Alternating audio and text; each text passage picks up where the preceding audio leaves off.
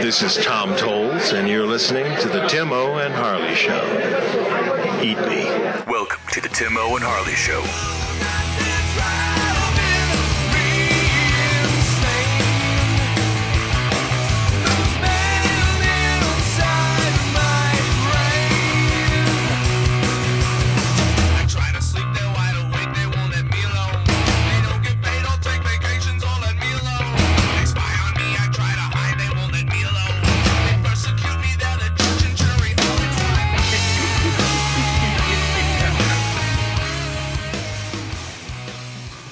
Thank you for listening to the Tim O and Harley Show. I am Tim O. Over there is normally my partner in Minecraft, Mr. Ben Harley, but Mr. Ben Harley is sick this week, so we have a special guest host on the show, Mr. Bob, Cult Fiction Underground Slendorn. How you doing, Bob? All right, buddy. How you doing? I'm doing good, doing real good. Ben Harley actually has the pneumonias. He's got some pneumonias up in his lung, and so he's playing a little injured. And for a hockey guy, Bob, you know he's got to be hurting, you know. So he's got some things he wants to talk about, but he can't be here this week, and he wanted to tell everybody sorry. But so we thought that we would have Bob Slendorn on, Mr. DV. Let's see. Let me go through your nicknames, Bob. We got DVD Bob. Let's see. Jimmy the Lips, Roberto Slenderini. Let's see. Am I forgetting any? Let's see. That's enough. Big Dummy. Big Dummy. Yeah, there you go. Yeah. Anything else? And I'll tell you what. It was finally, Mr. Ben Harley, if you're listening, finally a good excuse to miss Horror Hound being in the hospital and all. So well wishes to him. But Bob, you and I were at Horror Hound, weren't we? Yes, you were. Yes, yeah, we were at your Cult Fiction Underground table, slinging some merchandise at people, and had a pretty good time, didn't we? It was a good show. Good show, yeah. A nice crowd. A little down from some of the other ones, but you know it's to be expected now with the Days of the Dead in the same town. You know, right. 2 shows in India a year is a little much. So right. Well, and Cincinnati's kind of their flagship show, I guess, at this point. Yeah. That's like their big one at the convention center. It wasn't like it was dead. Not at all. It was, there were still thousands of people there. Yeah, I still wanted to punch people on my way outside for a smoke. You know, I was still trying to get through, but kind of cool though, because it was, we had a Friday the 13th Part 2 reunion, which is one of my favorite movies. And you like that one too, don't you? Yeah, it's my favorite one out of the series by far. Yeah. Yeah, me too. Yep. And so that was kind of cool to see all those folks there, like Steve Dash and Amy Steele. I didn't get a chance to say hi to Steve Dash this time. I did. I got to say hi to him, and yeah, he's a great guy. Mm-hmm. Yeah, he freaked me out. Man. Yeah, he freaked me out. He remembered me in Kansas City, and it's been a long time. And he knew Harley more than he knew me. That's why it really freaked me out. Man, he's got a good memory, almost like Michael Berryman. Almost like Michael. He does, man. Mm-hmm. He really does. I was talking with him, and I was under the impression that he still lived in New York, and he was like, he told me, I can't even go home. He goes, I'm stuck here because he had moved down to Florida. Really? That hurricane hit. So so Steve was kind of stuck up in Indy for a couple of days. You know, hopefully.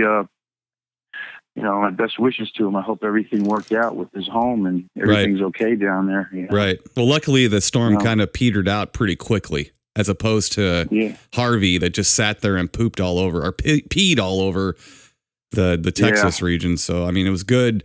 I mean, it was still rough. It's a hurricane. They suck, but it was kind of refreshing to not refreshing, relieved to come home and find out, it kind of petered out. Kind of petered out a little bit. Didn't help the Florida Keys or down there in the Bahamas very much. No, they got man, slammed. The Keys they said 90% of the homes got wiped out down there in the Keys. Wow. That's amazing. I mean, that's just terrible. Yeah. Well, we had that, and then we had there was a Goonies reunion, which is not one of my favorite movies whatsoever, but it is our good friend Angio's favorite movie. So, so I got her a little autography a couple autographs for her. A little surprise when I got home. She was very happy to see that. We had a good time. We had a couple guests. We had we had Gonzo. Gonzo came in and snored up the place. You guys were like a stereo of snoring. Yep. And then I think the next night we had little Ryan came in and he snored up the place. Yeah, we did. And then our good friend Jerry from Synapse came in and partied a little bit, watched a little riff tracks, which was good. Playing 9 from Outer Space. little Tor Johnson there. Yeah, we were laughing too. If anybody has Amazon Prime, check out the riff tracks of Play 9 from Outer Space. Now, there's a bunch of Mystery Science Theaters and riff tracks versions of Play 9. It's not the first time they put it out, but this is the colorized one. And actually, if you would agree with me, the colorized version of that looks phenomenal, didn't it? Yeah, I loved it, man, and it was laugh out loud funny too. I mean, they did a great job on it. Yeah. Well, those cops in that movie certainly, what did they say? Didn't go to gun school. Yeah. To handle their gun, they're itching their foreheads with the barrel of their gun. Yeah, scratching his forehead with the barrel of the gun, and waving it around. Yeah. We also threw in, and I admittedly I was being the room jerk. I wasn't really paying attention to this, but we also threw in "Hello, Mary Lou" Prom Night 2.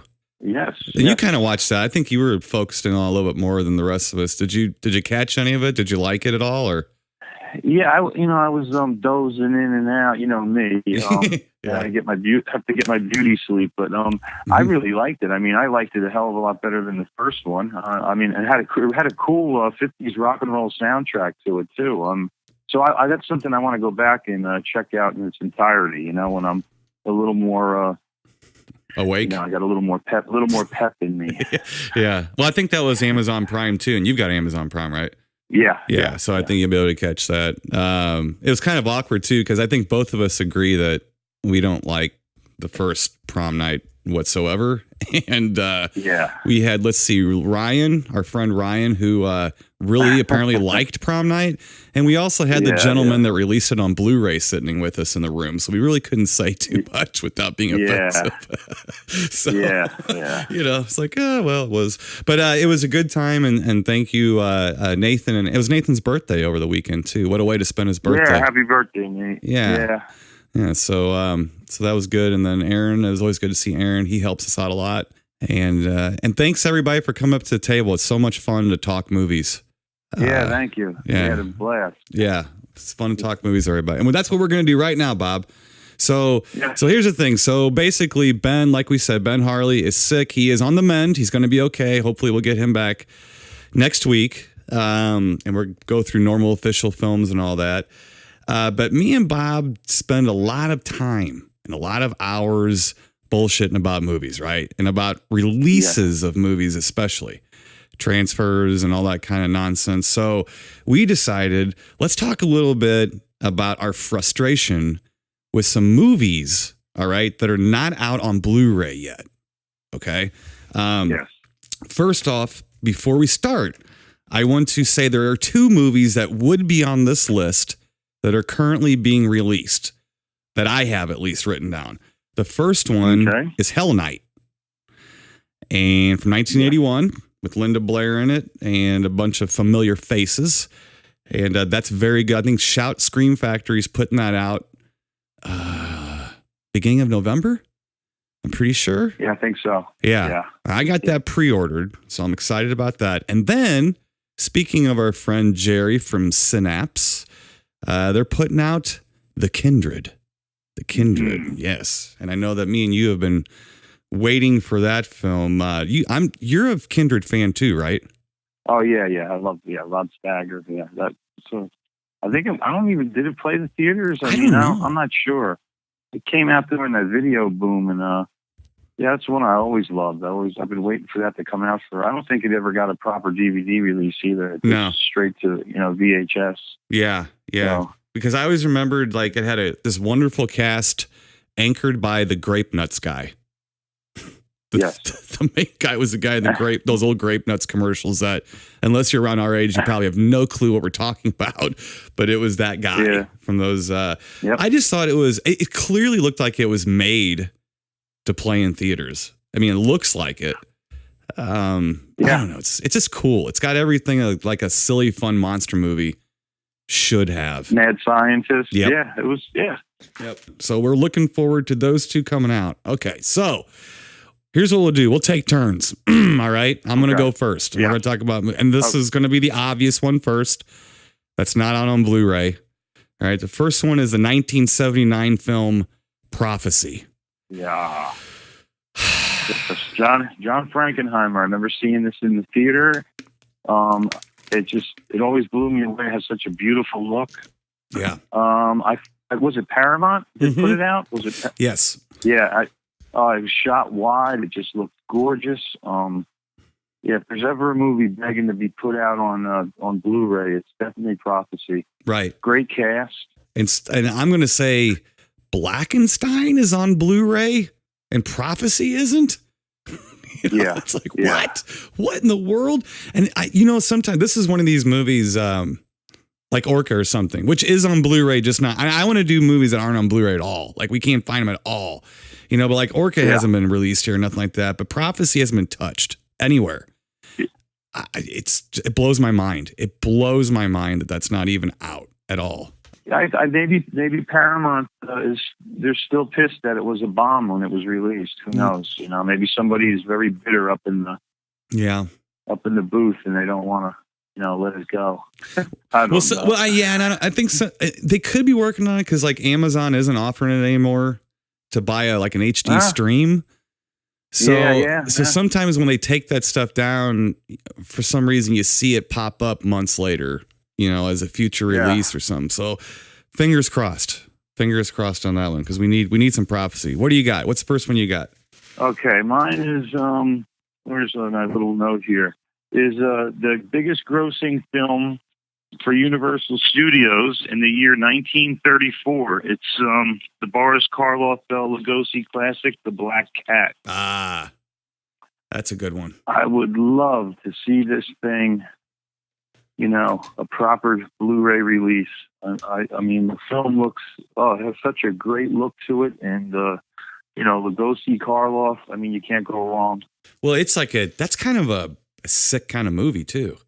Was that? Oh yeah, it was ahead of its time. Yeah. Was that pre-code or was it right when that Hays Code was coming in? It was pre-code. It was pre-code. Okay. Yeah. Yeah, because they got away with a little bit. Yeah. What was the other one? It was with the two of them. No, there was another one that was Murders in the Rue Morgue with Bela Lugosi in it. Mm-hmm. That's got some like right on camera stabbings and stuff too. Clearly pre-code. It's kind of dark and gloomy too. That would be a great double feature that would come out. Yeah, and The Raven, and Carl Lugosi, The Raven was a great one. So Universal needs to. They still haven't done the Creature films yet, right? Right. Or they did the first one. They still haven't done the two sequels, but right. I mean, they're sitting on a vault of great stuff that it was shot beautifully. I mean, the Black Cat just looks so good. I mean, to begin with, there was so much love put into it, and no, I don't. That's a good one. That's definitely a good one. Let's see. I'm gonna go here. The Howard Hawks version of The Thing from Another World. Aha! It is not out, and that one, that's a classic. That's a head scratcher. I mean, that's a head scratcher. It was a groundbreaking sci-fi film, and it's still, probably another one that was probably one of the biggest grossing films of the year when it was released, and it's sitting somewhere on a shelf with getting some mold on it. Yeah, and that one's not available to buy that I can find right now, at least in HD on a stream either. Because see, sometimes for me, if it's not on Blu-ray and I get really frustrated, I'll buy an HD stream of it to kind of wet my palate, to kind of tide me over, as my mom used to say when I was hungry. Eat a cookie to tide you over. But and I can't even find. You can find a stream, but they're standard def, and I've already got the DVD, and it looks great. Yeah, DVD looks great. Yeah, but man, you just got to have it on Blu-ray if you're a collector like we are. You know, so that one is yeah. shocking. That's pretty shocking to me. Yeah, I mean, the sound. I mean, the music in that is great too. I mean, I'd love to hear that all, redone and. Right. So who knows? I mean, I don't know what they're thinking. Right. What's another one you got? Okay, I have.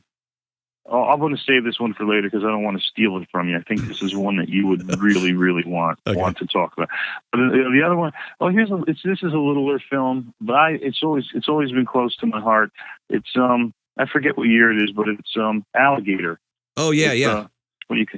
I love that movie. I mean, that is like a great, I just love those animals run amok, giant monster movies. So right. The Alligator, man, that would be a great one. Robert Forster. Yeah, that was what John Sayles wrote that. John Sayles wrote it. Yeah. Yeah. Louis Teague directed it. He also directed What Cat's Eye, the Stephen King adaptation. Yeah. But Alligator, yeah. Good stuff. Yeah, I didn't think about that one. That is a good call. I think part of that movie too is that I think people went into it expecting a real serious horror film, and it's not. You can't go into it thinking it's anything but a tongue-in-cheek horror film. And I thought it was done amazing. And the legendary thing about that, if anybody gets a chance to see it, that is what and I'll just leave it here. Alligator is what we like to call on the show a DVD Bob special. So if you find it as a DVD Bob special or something like that, keep an eye on the graffiti and stuff. Walls of that movie. It's pretty good. It's pretty funny. Yeah. That is a good one. That's kind of a neat. That was shot pretty good too. It's kind of a neat looking movie. Nice look. Yeah. Mm-hmm. Good cast. Mm-hmm.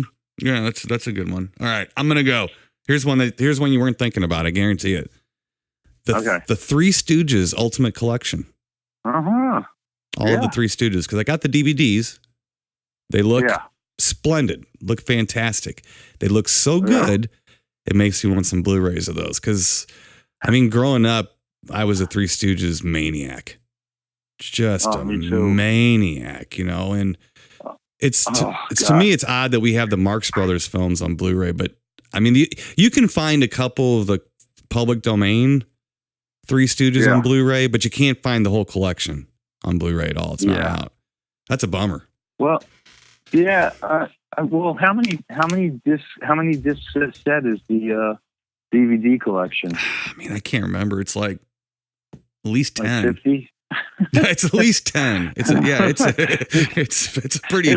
If nothing else, it would be great to whittle it down to a 5-disc collection so we can save some room on the shelves too. Right.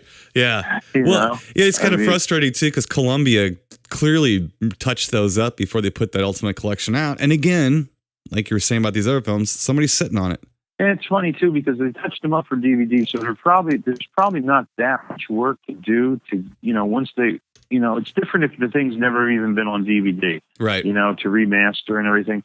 But seeing that a lot of the work is already done, it sounds like. So why the hell not just bump it up one more notch and get it out there? Right. And a lot of times for those DVDs, they scanned them in high def even before they were putting out high def discs.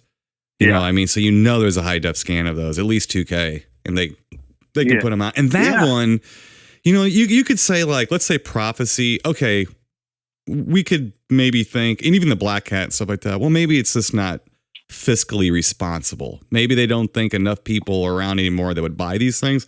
The Three Stooges, you can't make that argument. Yeah, that's a cult thing. You cannot make that argument. Then if that comes out, it's going to be everywhere. It's going to be sold everywhere. So it's very frustrating to me being a big Stooges fan, especially, again, like I said, the Marx Brothers, who, as a comedy team, I kind of find them superior, but I don't think they're as popular as the Three Stooges. So I would think if those things sold, the Three Stooges would sell as great. But what do we know, right? We're just the fans that buy this shit. So Yeah, I could still remember, me and my father would be watching the Three Stooges, and we'd be in there laughing our asses off. My mother would come in and be, like, what the hell is so funny about these guys? And I don't know. I don't know, Mom. You just don't. You just don't get it, Mom. I remember me and my dad watching Cheech and Chong's next movie on VHS, and my dad sitting there. Yeah, I remember. He was sitting there dying laughing. My dad too. Yeah, he was dying. My father too. Yeah. My dad was dying laughing. You couldn't find a more straight-laced conservative guy that barely drinks or anything, and he was dying laughing. And my mom, who's the opposite, she's not straight-laced. She's not like that. She comes in and just threw a fit and made me erase it. And my dad almost defended me on it. Let my son watch drug takeage. Come on now. He's got to learn somehow, somewhere. What better than Cheech and Chong, But that was fun. Oh, my God. I remember watching that Up in Smoke with my dad. I guess, were they driving a VW bug in the beginning of that? Yeah. No, the bus, a microbus.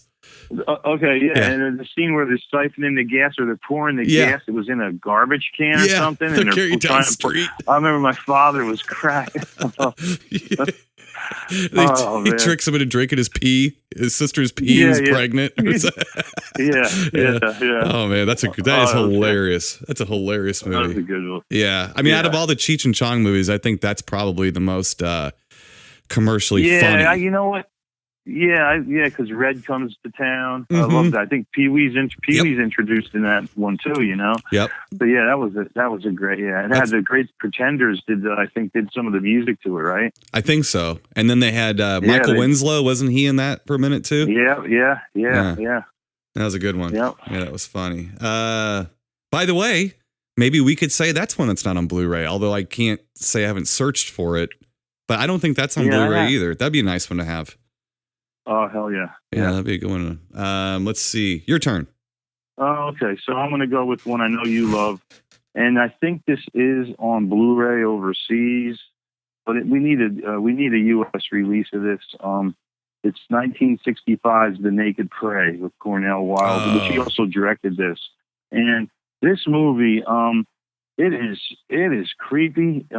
To me, it's ahead of its time, and I really think that what's his name? Who directed Cannibal Holocaust? Ruggero Deodato. Deodato got some of his stuff, and what's the new guy? Eli Roth, that Green Inferno, got some of their stuff from this film. Especially the scene where they encase the guy in clay and they roast him over a spit. This movie's freaking fabulous. The great white hunters going to kill some elephants and run into a tribe in Zimbabwe, and all hell breaks loose. Yeah, that's a great, great movie. It's kind of a little bit of a Most Dangerous Game kind of flavor to it. Yeah, humans being hunted. Yeah, absolutely. Yeah, there you go. Yeah, another play on that. Yeah, and this. Oh God, I mean. Yeah, the guy, they put him in that ring of fire and with the king cobra. He's tied up laying on his belly with the king. I'm like, oh God. Right. And some of the scenes, I'm like, how the hell did they film? And they did shoot it over there in Africa. I think it was originally supposed to be like shot here in America based on a true story, like almost like a Western. But to save money, they shot it over there. But yeah, that's a great movie. And Criterion put it out on DVD, but they really need to step it up and get this thing out on Blu-ray, because this is a movie I would love to see, like a second disc just loaded with special features about the filming of this and the history of it, and what went on the set. And, right. There's a lot of great things to learn about from this movie. That kind of reminds me of a movie that didn't even come out, I don't believe, on DVD that was similar to that film and Most Dangerous Game, with Andy Griffith and Bruce Davison in it, called Savages. Is that the one when he hunts him in the desert? Yes. Yeah. And Bruce Davison only has a slingshot. That wasn't Bruce Davison. That was Timothy Bottoms. Was it Timothy Bottoms? That's been how long I've seen it. It's been that long that, I mean, you could see where I could get them. Well, I just got him confused because when he popped his head out of the sand, it was Sandy Blonde. But I thought it was Bruce Davison. I would not dispute you, because I could see that being I could see that being Timothy Bottoms too. Yeah, I just that remember was, Andy Griffith. yeah, oh, that was great. That was a great movie. Andy Griffith was such a prick in that. Yeah, he was. That needs to come out on You DVD. know? I don't think that's been out. I mean, that might have. I'm not even sure if it came out on VHS. I don't know. I don't know. I mean, it's got so many of those like ABC movies of the week, and just Yeah, it's another thing. They're sitting in a vault somewhere. Hopefully, they are. that's somebody true. needs to. Yeah, I mean, they have. We have seen the release of Bad Ronald through Warner Archives and right. Don't Be Afraid of the Dark, but there's so many other ones. Don't Go to Sleep. Right. There's a ton of them. I mean, Yeah. that need to come out. I'm trying to. I mean, I can't even remember the last time I saw that aired anywhere. It's kind of sad because you're worried because it's like maybe it doesn't exist anymore. I mean, I don't know. That'd be too bad because that was a great movie. That was one of those. Yeah. It'd play like I think they kind of dumped it down to some of those afternoon mom and pop station Saturday afternoon movies. They would play. You'd see it like on that every now and then. But need to. Yeah. Yeah. They need to, cable needs to have like how they have that Lifetime network. Yeah. They need to have like a network that just shows old TV movies, It's a good idea. I mean, yeah, it would be great. Right. Yeah. It's kind of what you're right. It is kind of like what Lifetime Movie Network is supposed to be, except they just play all their horse shit. That's not. Did you see the Lifetime movie that had Will Ferrell in it? No. You didn't? Do you remember that? No. No, I forget. What did he play? It was a straight movie. It was a straight movie, and he was like the husband in the movie, and I think the whole joke was that he was playing it straight. So you couldn't even watch it being played straight without laughing at him, because I remember they made a big deal about it for like that week. And they said, and then people were like, is this for real? Will Ferrell's really in a made for Lifetime movie? And they all said, yeah. He must have gotten paid pretty well to do it. So from what I heard, he played it straight, which made it funnier, which actually made it. Yeah. We'll have to track that one down. We will have to track that one down, actually. I'm going to go next. All right, here we go. Movies that are not on Blu-ray that need to be on Blu-ray. All right. Arsenic and Old Lace. There you go. Otherwise known as Bruce Campbell's favorite movie. Really? That's what Danny Hicks told me. I'm sure Bruce Campbell has like 10 favorite movies, but that's one of them. He's a big Cary Grant fan. But I've always been bitter towards that movie because Karloff played that role on stage for a couple of years, and then when they cast the movie they gave it to was Raymond Nasty. No, it's upsetting. Yeah, it's definitely upsetting. It would have been much better. Can you imagine like that movie doesn't need to be a lot better? But then no, it doesn't. But can you imagine how much better it had been with Karloff in it? The cherry on top of the sundae. Exactly. Yeah. That's one that's got to come out. So if all you big corporations who listen to the show who dictate what you're releasing over the next year via what we say, Arsenic and Old Lace needs to come out. That's another classic. Another classic. It is a classic. There is a DVD of that. Yes. Right? Yes, there is. Yeah, it's on DVD. Yeah. So what did they do a good job on it? Yeah, it's not bad. Mm-hmm. Yeah, that's an absolute classic. It's mind-boggling that that's not available. I don't know. Right. I don't know what they think, but Blackenstein's on, Blu-ray. Yeah, Blackenstein. That's right. Yeah. It cracks me up. Some of the movies that are on, Nashville Girl. Yeah. Some of these from like 1973. I'm like, what the hell, man? Manos, The Hands of Fate is on Blu-ray, and Arsenic and Old Lace is not. Yeah. My God. What do you got next? You're up. You're up to bat. All right. One that I would love to see. You're going to be mad that I said this one because you probably want this one, but Mute Witness. I did have that written down. That's fine, though. I agree. 100%, 120%. Yeah. I remember going to see this in the theater when it came out. There's probably like 4 other people in the place, and walking out, and I was blown away. I mean, and I try to tell people about this movie and spread the word, and the director, Anthony Waller. Yeah. Waller, right? So, I thought this guy was going to be a major talent, and he was a major dud. Yeah, but this movie is just, one that, you know, has to be seen, she believes. Yeah. Yeah. It has that whole Hitchcock thing jacked up to 10, you know, and Right. yeah. And what's our buddies in there? There's a little cameo at the end. Oh yeah. The Alec Guinness.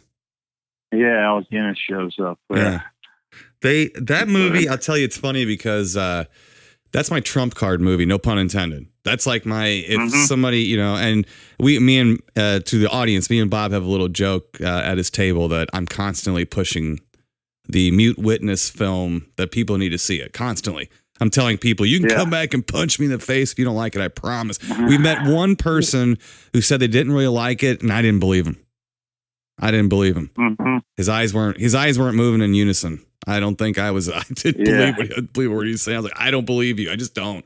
That I'll tell you a good story about that is one of the times that our friend Danny Hicks was staying here. He was getting on me about movies. I showed him Wages of Fear.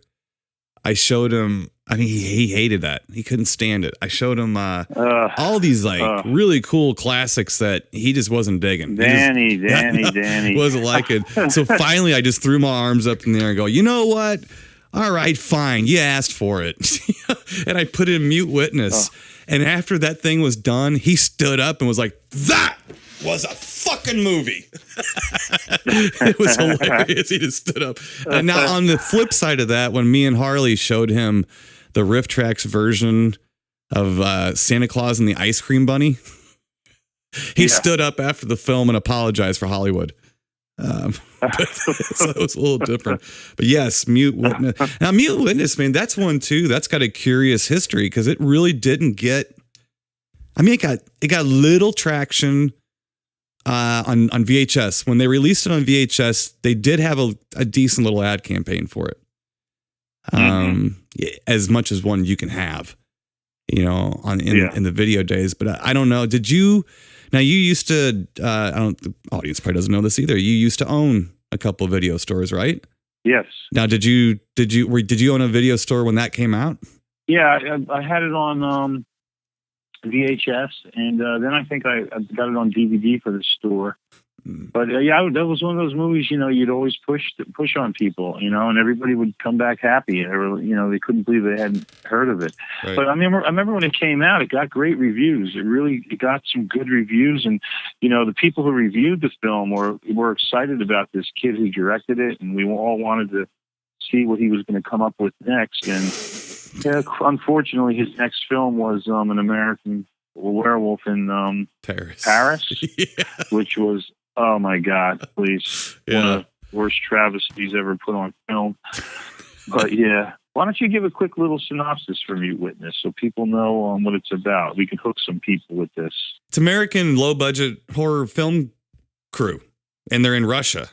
And I'm assuming to save money, they're shooting the film over in Russia. And the director, his wife, I guess, or girlfriend, is like the production manager or something like that for the movie. And then her sister, I believe, is like a makeup special effects artist of some sort. She's mute, of course. And she is, after a day of shooting, she stays back to work on some blood or something, like to mix up some more fake blood or do something. And she gets trapped in the warehouse studio space that they're shooting in. And she comes across some of the Russian crew using the equipment at night to shoot snuff films. And she happens upon them, and they realize she's there and spend the rest of the movie cat and mousing her. You know, basically just like following her around and trying to get her. But the cool thing about it is that you don't know who's who. You don't know who to trust. It twists and turns like, I mean, no movie I've ever seen. Yeah. And it just keeps you exhilarated. Yeah. It's definitely a genre classic. Right. Yeah. More people need to see. It really is. Right. So all right, you're up next, kiddo. Yeah, I'm up next. Let's see here. Here's one, and this is a discussion worthy. You might have this written down too. This is very discussion worthy because it came out on on DVD for about a day, And the movie is called Clown House. Mm-hmm. Yeah. So the thing about Clown House, I guess I'll go on. It's just a movie about 3 escaped convicts. It's sort of like Alone in the Dark with clowns instead of just crazy folks in a way, where 3 guys escape from a loony bin. They run into a circus. They kill some clowns, put their paint on, and they go terrorize 3 brothers, teenage brothers. And it's a terrific, creepy, eerie, frightening film. Unfortunately, there's a little bit of a legend about it that the director, Victor Salva, had relations with one of the boys while they were shooting the film. Underage boy. Underage, yes. So I think Sam Rockwell is the oldest brother in that film. Am I correct? Yeah, I think so, yeah. And I don't think he was the one that they had the relations with, right? I don't think so. No, it wasn't him, no. Okay, so the problem is that although I completely agree that was in bad taste, you shouldn't do that, blah, blah, blah, the movie's terrific. And so every time they try to release this thing or talk about it or do anything, people freak out. As a matter of fact, Victor Salva is responsible for the Jeepers Creepers movies, and he's making Jeepers Creepers 3 right now. And am I mistaken? Isn't there a big uproar right now because he's making that? I don't know. This thing keeps going in and out of production, so I don't know what the hell's going on with it. I mean, this guy also directed that movie Powder, which was I think was a little bit of a hit at the time. Right. But but my thing on it is I think MGM has the rights to this, and the victim in this.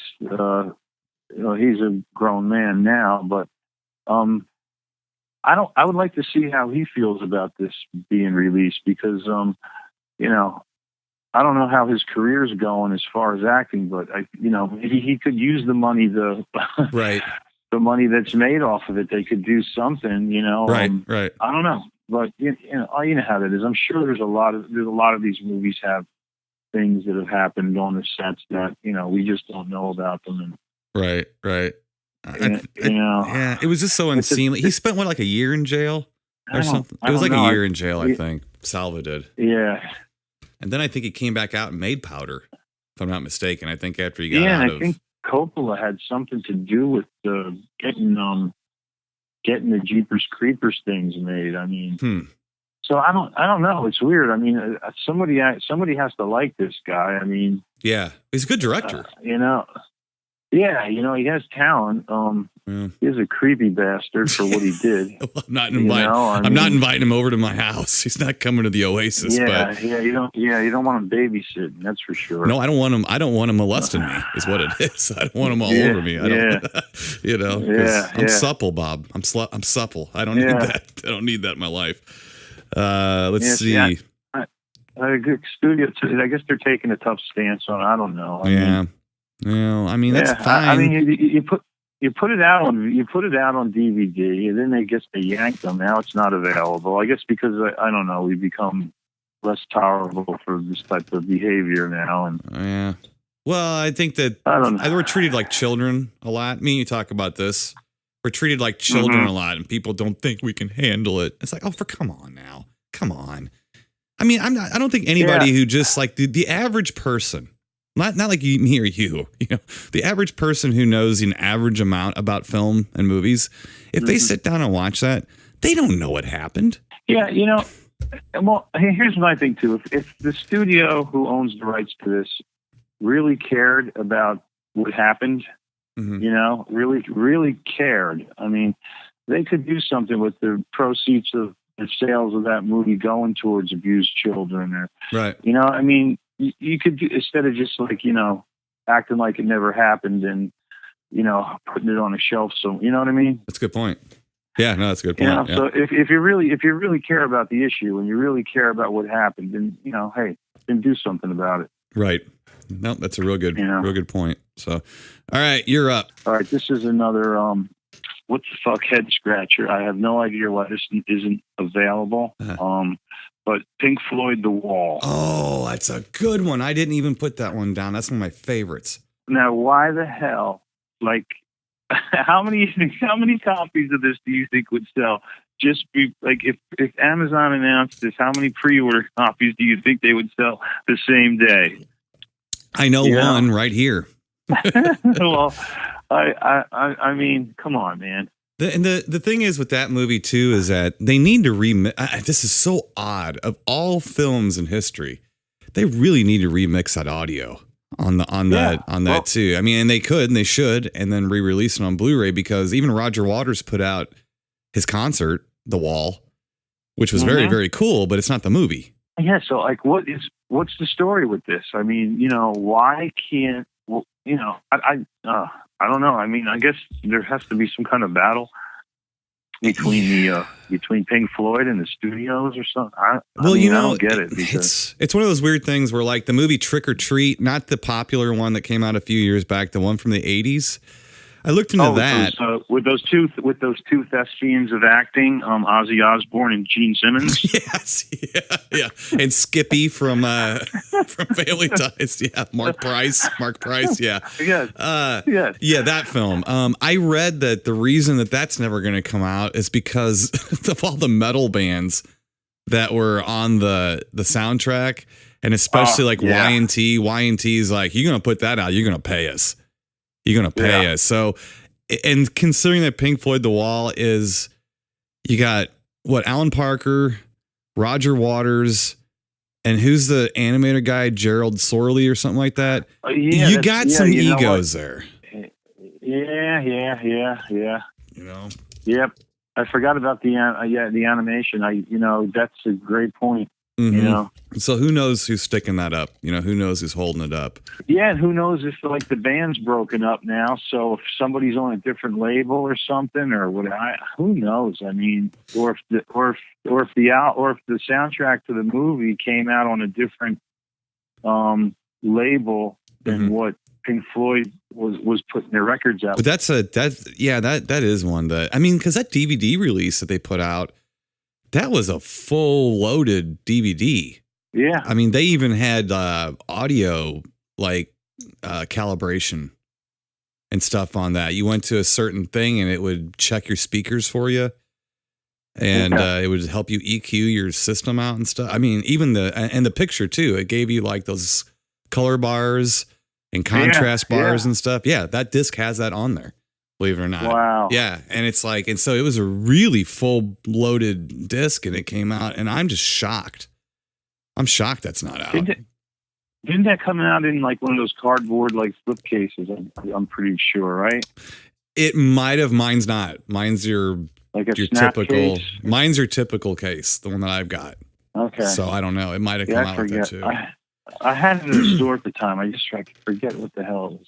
Yeah. I mean, I know that they had a different VHS releases. They had the big box VHS, and then they also had like the little cardboard slip cover type thing for the VHS. Actually, I think the best audio ever has still been on the VHS of that. Yeah. Which blows me away. Let's see, my turn. I'm going to go here.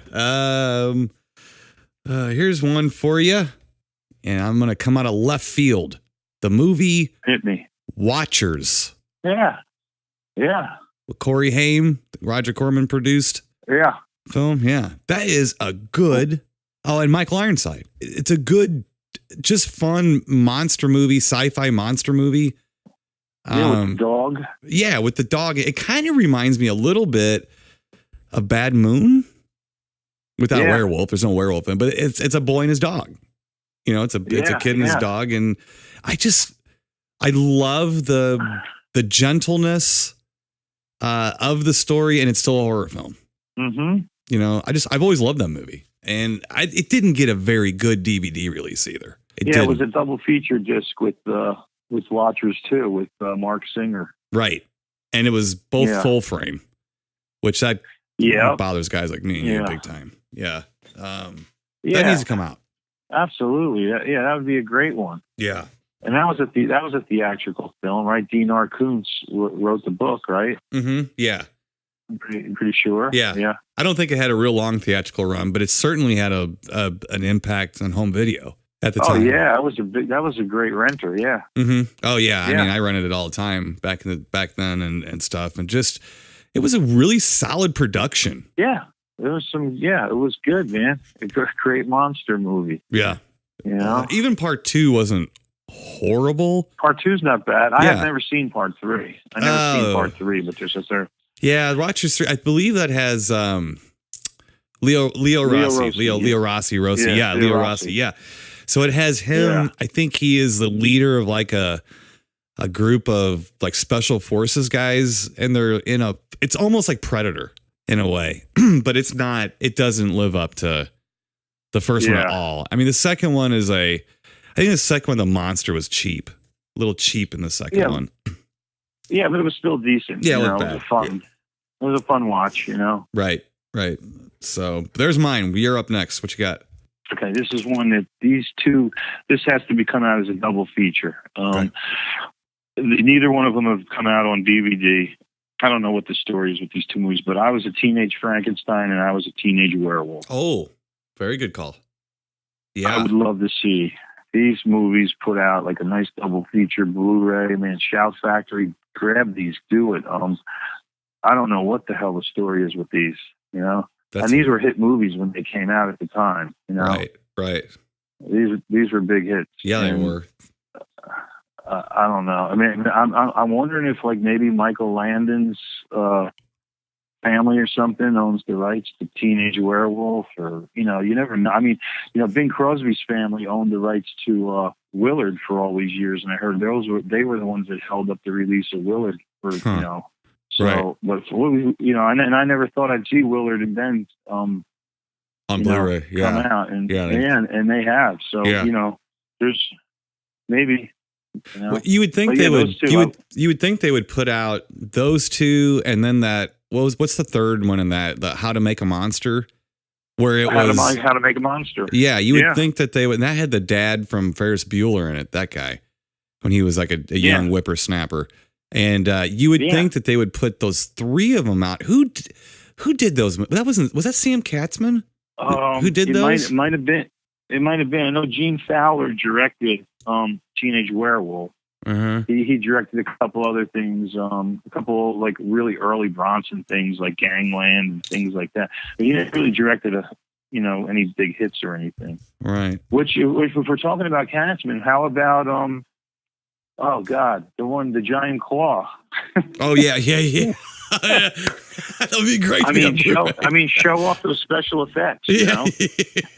yeah. And I'll tell you what, you can show off Maura Corriday to me anytime you want, because she was the hottest woman back then in those movies. Actually, I know who it is. Herman Cohen. That's who's responsible for these. There you go. Yes. So like he wrote it and looks like wrote it. Produced it. I'm gonna look through the producer. Yes, did produce it. Now Herman Cohen, Harley and I have just reviewed Horrors of the Black Museum that he was responsible for. He also is responsible for Trog. We just did that. So he's Target Earth. We did Target Earth. Okay. He did Bela Lugosi meets a Brooklyn gorilla.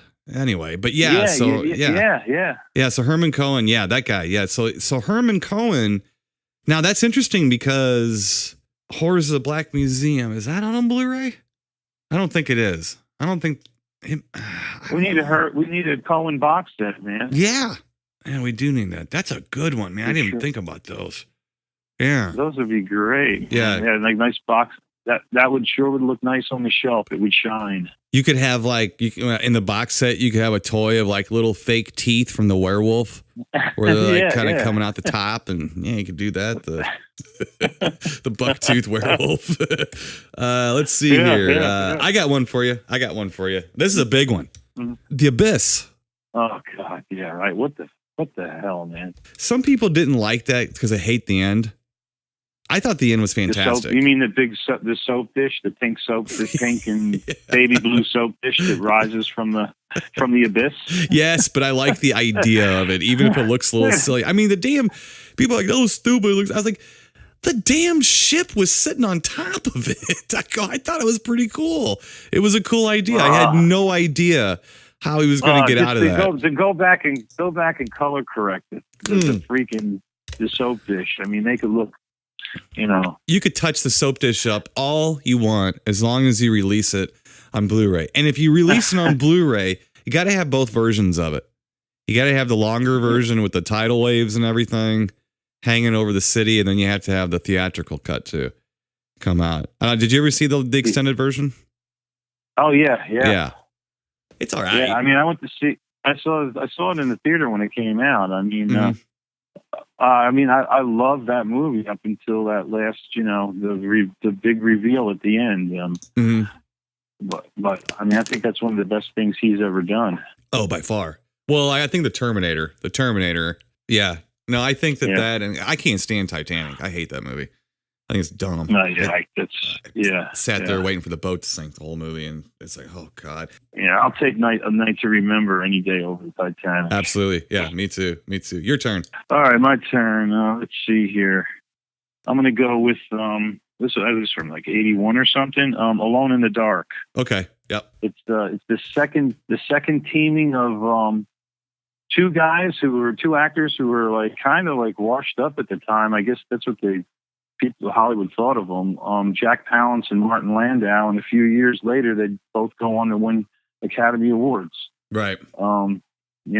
Right. So yeah, the first movie they were in together was Without Warning, which is another great little horror sci-fi film, which I think Shout Factory then put out a few years back. Right. But Alone in the Dark. It's one of the lost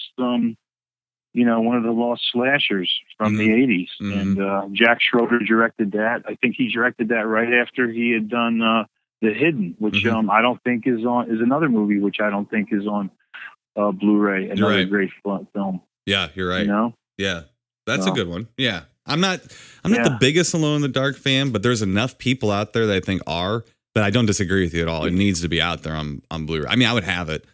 If it was out, I would definitely have it, just as a collector. I mean, I would put Alone in the Dark in like the top 10 like slasher films of the 80s. I mean, there's I think it's well done. Good suspenseful little film with a great ending. I love the ending of that movie. Well, it's not like all the other movies either. It's its own thing. It's definitely its own thing, and I don't disagree with that at all. I appreciate it for it being, it's a lot better than Without Warning though.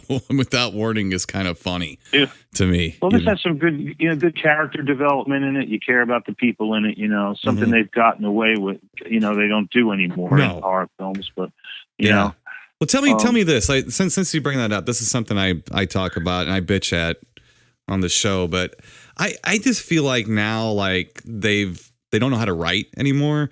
Because did you notice, like, back, it used to be when you had a script, things were moving the plot along, and now they want you to believe this is so naturalistic and so real life. They just shoot a whole scene of people talking about paying their bills, and then a monster pops up for 2 seconds, and at the end it's around somewhere, and it just bores the shit out of me.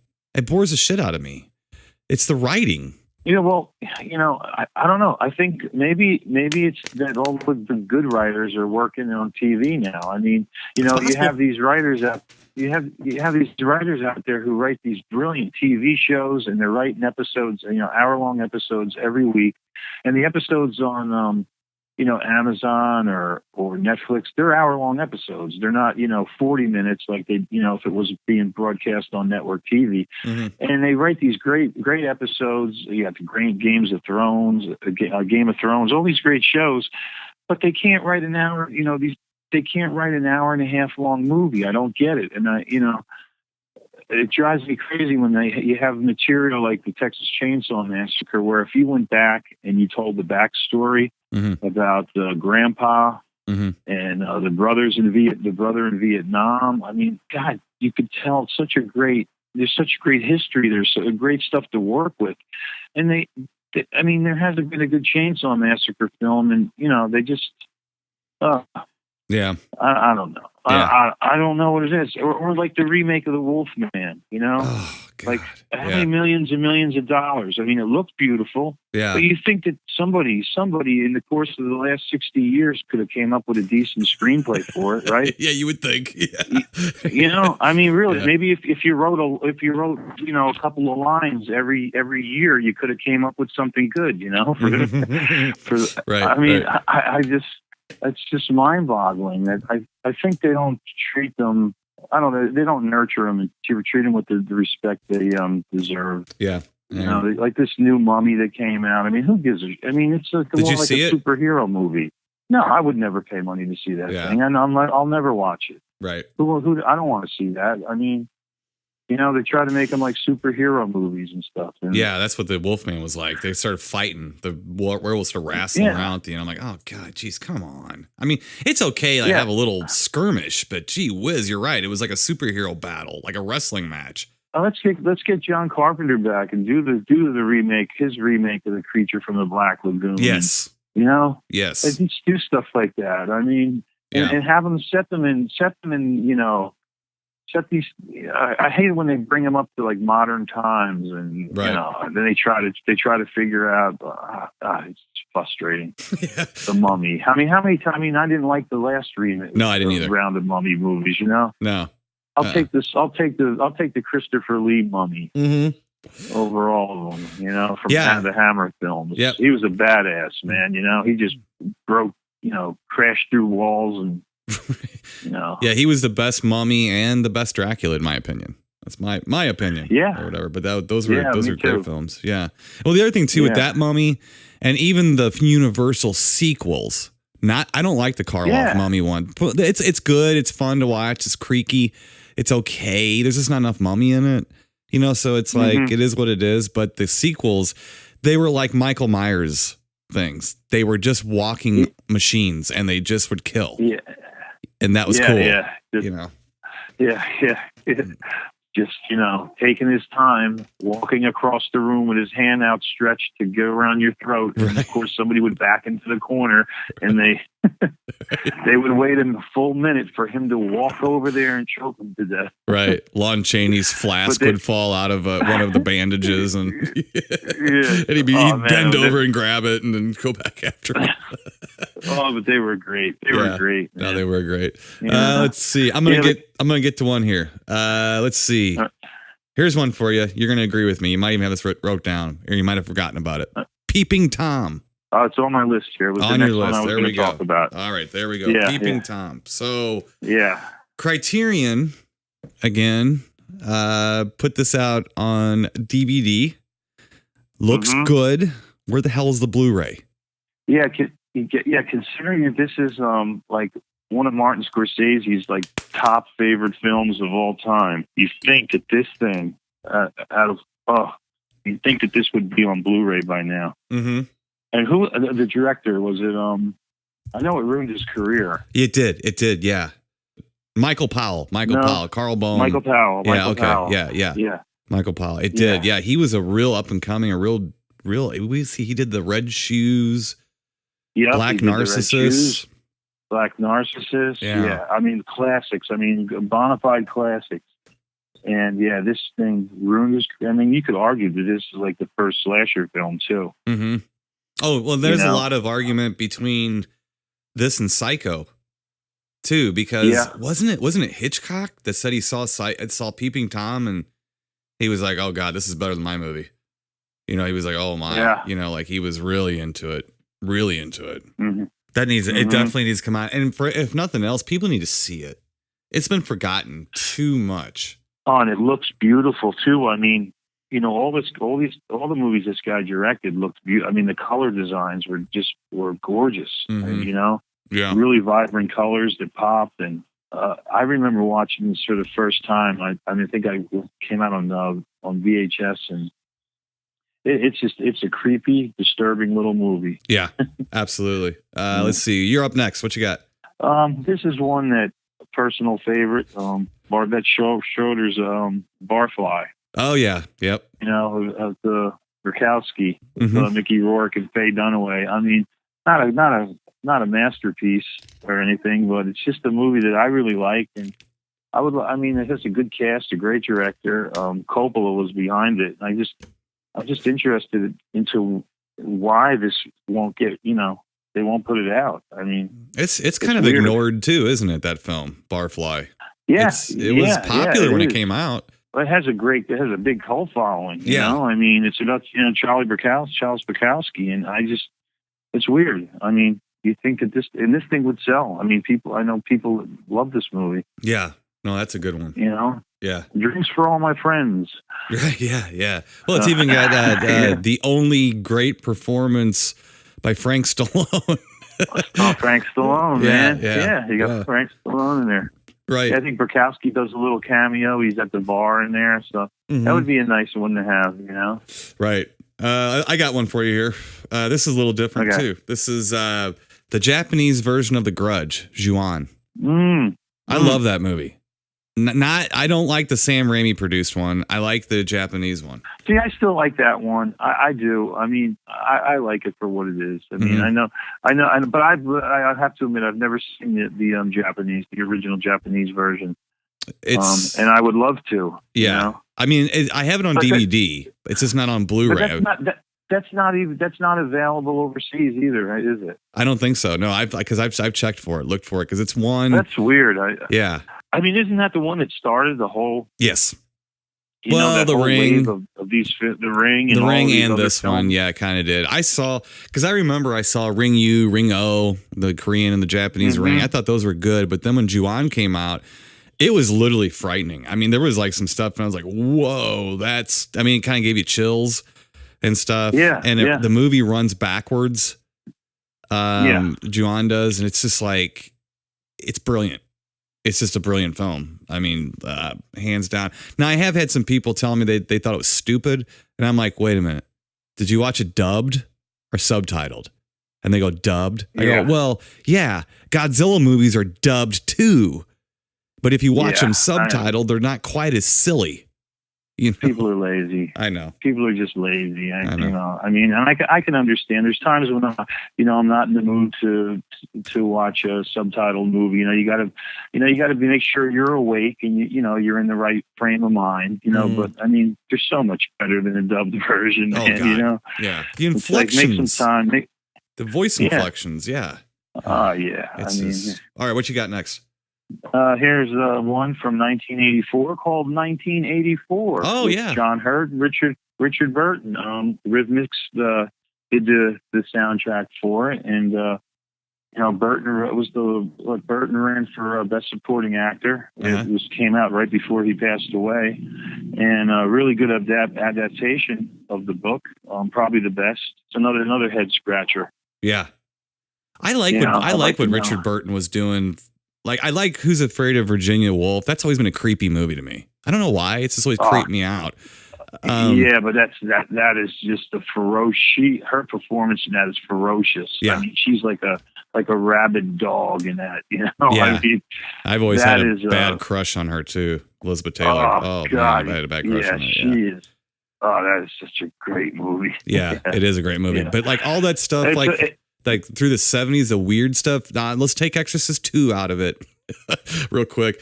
But like all that bizarre stuff he was doing, like the what's the one that me and Ben just reviewed? Medusa Touch. Medusa Touch. The one that me and Ben. And there was there was the Absolution. Yes, Absolution. That's what I'm thinking of. Yeah, Absolution. Yeah. He was doing he did a lot of like genre stuff that was good. There's a great gangster film he did too in the 70s called Villain.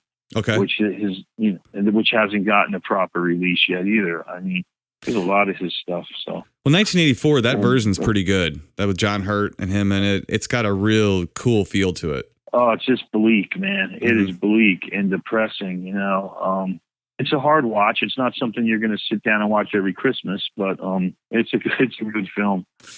Well, I'm going to go next here. I got just a few more. We're running a little short, little long on time, a little short, but I'm going to get through them pretty quick. Let's see here. Here's one. I'm not going to mention it too much, and it's just something I saw when I was a kid, and it's a bizarre movie, but it would be fun to look at on Blu-ray. Would be Disney's The Black Hole. Oh yeah, with Maximilian Schell. Yeah, Anthony Perkins. Borgnine in that?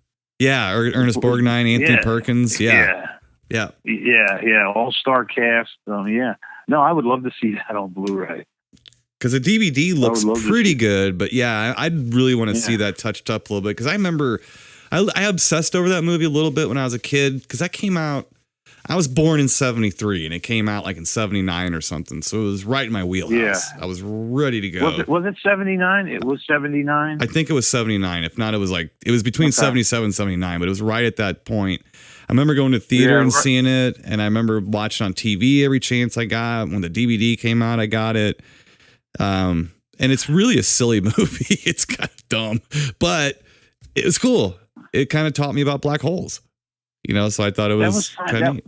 That was like on the tail end of, I guess they were releasing all those sci-fi movies in the 70s, when you had, Logan's Run and Westworld. And I guess that was like kind of on the tail end of that wave of films and they would give them good budgets. They were big budget films, Right. It was, like I said, it was a fun movie. It wasn't a very good movie, but it was fun. It makes you, the end of that is just hysterical to me, but I won't spoil it for people, but it's like, really? What? Well, it's in Disney too. You figure that would be out, hey, the Neptune Factor's out on Blu-ray, but we don't have the black hole, right? I'm like, well played. Yeah. What do you got? What do you got next? Here's the last one on my list. Okay. This is one I've always liked. I just think it's so bizarre and weird. What is it? I guess it's like 1987 or something. Extro. Oh, that's earlier than that. Extro, I think, is like 82. Is it? Okay. Well, Yeah, Extro. I mean, what a creepy, weird, just bizarre sci-fi, body horror thing. Has, elements of Cronenberg and Alien and just a weird, creepy movie, Right. Extro 2, you got Jan Michael Vincent. Yeah, that bad boy too. But no, I agree with you. That's a very strange. Isn't that the one where the dad gets abducted? Yeah, and kind of comes back. Like like 3 years later, and part 2. They spend most of that movie walking around in hallways. Nothing much happens. Right. Okay, I got three more real quick, and I think you're going to agree with them. I'm going to end with my creme de la creme. I'm going to end with it. But first up, I think you would agree with this one. The movie Rituals. Oh God, yeah. I forgot to put that on the list. Yeah. Yep. Yeah. I mean, if ever there was a movie that needs just needs to get scrubbed, cleaned up, and a proper release. Everything. So the VHS was so dark, and what was it? Who put out the DVD? It came out for like a week, and they yanked it. Was it Code Red? Yeah, Code Red. Yeah, Code Red did it. Yeah. And that's still dark. I mean, God, yeah. And what a great movie! That's one of Stephen King's favorite horror films. It's what's eerie about it is it just doesn't. It's frustrating enough just not to answer stuff enough for you to watch it, and he never gives you a good, clear explanation. Gives you a little hint here or there, but it lets you figure it out yourself in a way, which sometimes frustrates me. But man, it's good. Yeah, great cast. Oh, the acting is great, man. It's these guys. I mean, they took the movie serious. Hal Holbrook. I forget the name of the other guy, the doctor. That was. Oh yeah. Oh my God, I know his name too, and it's escaping me. He was in Reanimator, wasn't he? Yeah. I'm trying. That's him. His name is completely escaping me right now, but I do know it. But yeah, great cast. Sort of a Deliverance movie, but instead of as the movie progresses, instead of it getting more like Deliverance, it gets less like Deliverance. I mean, more like a survival in the wilderness. Yeah. It was something that just won't quit coming at you. Yeah. It's just, very, very cool. Next up, we got two more. So here's the next one. I think you probably forgot to write this one down too. I'm going to go out on a limb and say that. Road Games.